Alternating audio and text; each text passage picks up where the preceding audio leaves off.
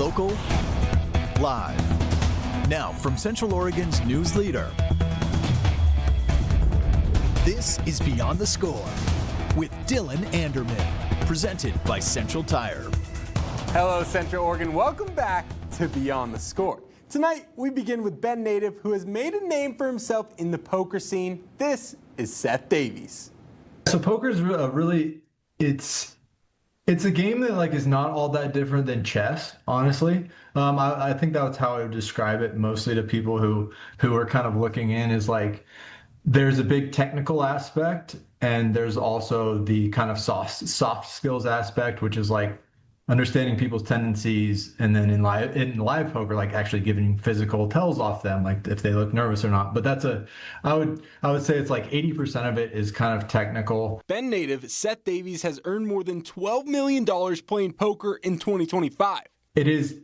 This year's especially crazy because I look at the Hendon Mob is the site that tracks all the earnings, and actually being number one in the world this year is just a really weird thing to think about because there's a lot of people trying, and but I'm realistic about it.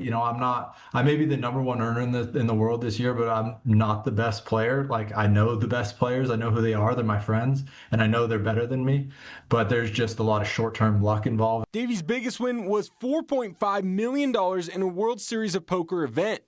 That was the single biggest time, which came a month after another tournament where I profited $4 million. So it's just absolutely ridiculous stretch of time for a month.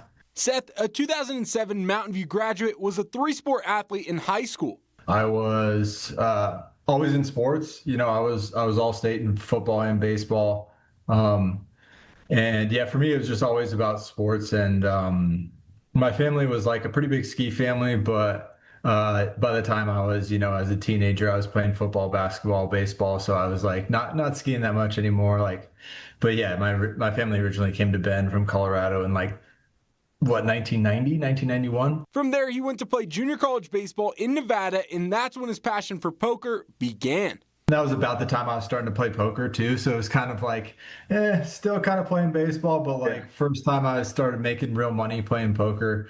So it was kind of one foot in each door, right? The online poker scene led Davies to begin his journey to fame. That was kind of the glory days of online poker, where it was you could start with nothing, and within, if you were good and tried hard, within a matter of 6 months to a year, you could have a real job out of it. So that was the first time I had ever started making real money. We didn't have a lot of money growing up. My dad was a truck driver and my mom was a dental hygienist. So that was the first time I kind of had a chance to make a real living. So I kind of gave up on baseball at that point. Due to a ban of online poker in the U.S., he moved to a number of countries where he continued to play. 2011, I first moved to Canada. I was in Canada for about six months in Vancouver. And then I moved to Panama for 6 months or something with my brother and two other Oregon guys, actually. 4 Oregon boys down in Panama.